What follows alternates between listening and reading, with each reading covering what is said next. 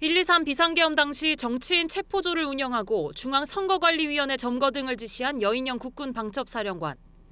계엄이 유지된다면 계엄 합동수사본부장을 맡을 예정이었던 여 사령관은 사전 계엄 논의는 없었다고 주장해왔습니다. 하지만 검찰은 여 사령관의 휴대전화 포렌식을 통해 구체적인 계엄 합수부 운영 계획이 적힌 메모를 발견했습니다. 계엄 이틀 전 기록된 이 메모에는 합수본 산하에 편성되는 반국가 세력 수사본부 명칭과 합동 체포조를 운영하겠다는 내용이 담겼습니다. 체포 대상 30명의 위치를 파악하고 출국 금지까지 시사하는 실행 계획도 포함됐습니다. 여 사령관은 이와 관련해 11월 30일 대통령과 김용현 전 국방장관과 만난 후 혹시 모를 계엄 상황을 대비해 적었다고 검찰에 진술한 것으로 알려졌습니다. 계엄 당일엔 더 구체적인 계획도 작성됐습니다. 최초 지시라고 쓰인 메모에는 국정원, 경찰, 국방부 조사본부 등 모든 정보수사기관은 합수본부장 명에 따른다고 적혔습니다. 모든 사정기관을 초기에 장악하려고 한 것으로 추정됩니다. 또 합수부 내 부정선거 여론조작 수사본부를 편성하고 사이버조사 전문팀을 파견받는다는 인력 계획도 세웠습니다.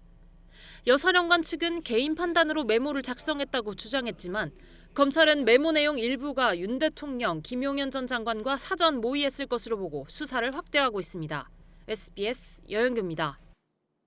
12.3 비상계엄 선포 당일 김용현 전 국방장관 지시를 받아 계엄군을 투입해 국회를 봉쇄하고 계엄 해제 요구한 의결을 막으려 한 혐의를 받는 이진우 수도방위 사령관. 앞서 이 사령관은 국회에 출석해 윤석열 대통령 대국민 담화를 TV로 보고 계엄 사실을 알았다고 주장했습니다. 하지만 검찰은 계엄 하루 전인 지난 2일 이 사령관이 휴대전화 메모에 비상계엄 선포 시 행동 절차를 자세히 적어둔 사실을 확인했습니다.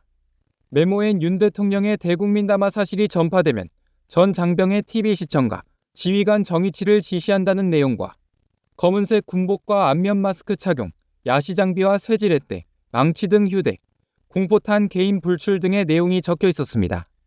김용현 전 장관과 회의한 이유라고 표시된 메모에는 대테러 대기부대를 국회에 먼저 투입해 본관에 배치하는 방안이나 필요시 서울시장, 경찰청장과 공조통화를 실시한다는 내용 등의 계획도 적혀 있었습니다.